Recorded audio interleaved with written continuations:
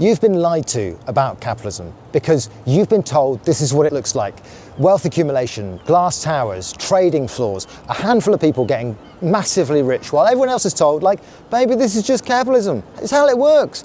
And if it feels unfair, if it feels rigged or unstable, basically you're told that means you hate capitalism. Why are you? A socialist? A communist? But here's the thing, you actually probably don't hate capitalism at all. I mean, you might hate what's been done in its name though, because the version of capitalism that most people defend today is not the one that its founder, Adam Smith, actually argued for.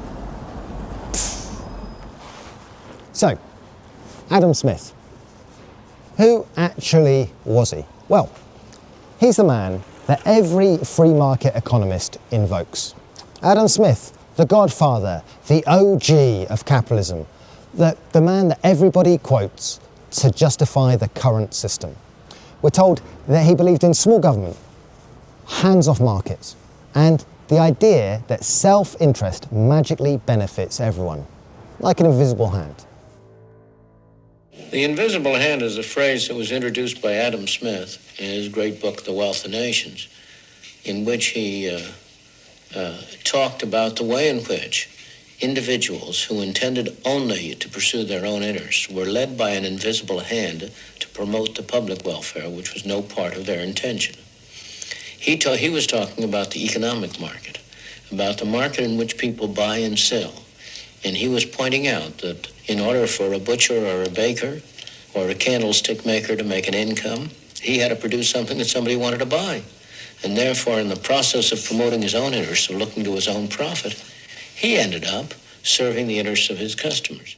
Great political economists, the greatest of them, Adam Smith, have shown how a market economy, by devolving the power of consumer choice to customers, runs with the grain of democracy, which disperses the power of political choice to voters.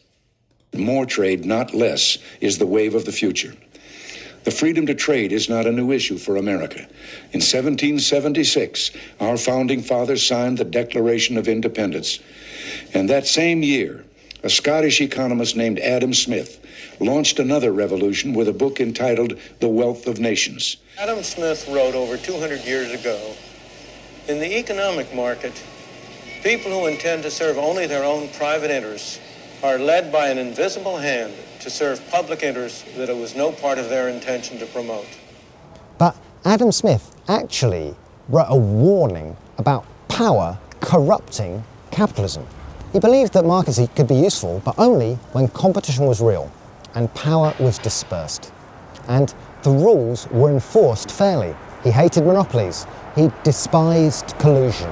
He warned constantly. Direct quote, business owners would conspire against the public, even for merriment or diversion. That line alone should tell you something about what he was writing. This is what Adam Smith actually was writing in 1776. He believed in markets, but he believed even more strongly in fairness. He argued that the rich should contribute more than their fair share, not less. To quote, the subjects of every state ought to contribute towards the support of the government as nearly as possible. And the rich, not only in proportion to their income, but something more in that proportion. He believed that government had a duty to fund education, infrastructure, justice, the basic conditions that make markets work at all. Because without those things, you don't get capitalism. You get power, unbridled power. So what has happened instead? Well, somewhere along the way, capitalism stopped meaning competition and started meaning concentration. Economies of scale, exploitation. Markets didn't get freer, they got narrower. So instead of many firms competing, we actually got a few giants dominating. Like, why is it today that in every industry, there are like 4 or 5 dominant Goliath companies? Like, we get a concentration of power in the hands of the elite. This world isn't Adam Smith's world. This is aristocracy with spreadsheets. And Smith warned when wealth concentrates, it doesn't stay economic for long. It becomes political. The rich shape the rules, and then they call the result natural. So, when people say, you just hate capitalism, well, if you don't want this system, what do you want to replace it with? Communism? Socialism? The proper reply is, oh no, sorry. I love capitalism, love it, but this isn't it. I want to replace this system with capitalism. Would that be all right? Because real capitalism requires strong rules, fair taxation, limits on monopoly, and public investment. Listen, I'm going to say that again because it sounds absolutely mad from where we are right now. Absolutely insane. Real capitalism requires strong rules, fair taxation, limits on monopoly, and public investment. Which is exactly why the people who benefit from the current system keep misquoting Adam Smith, because they need him silent, gagged in the corner. I'll speak for Adam. He's in the other room, but I'll paraphrase what he has to say, honestly, trust me. Because if your entire economy runs on a handful of banks, a handful of tech firms, a handful of asset owners, that isn't capitalism, that is feudalism with better branding. Adam Smith didn't argue for a world run by the richest few. He argued for a system where markets served society, not the other way around.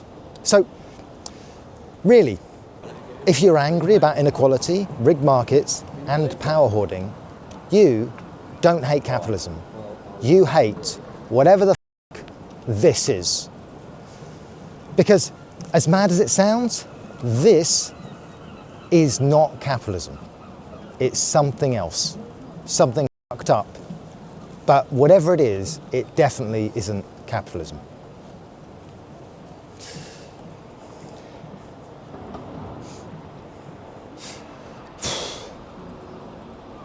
Yeah.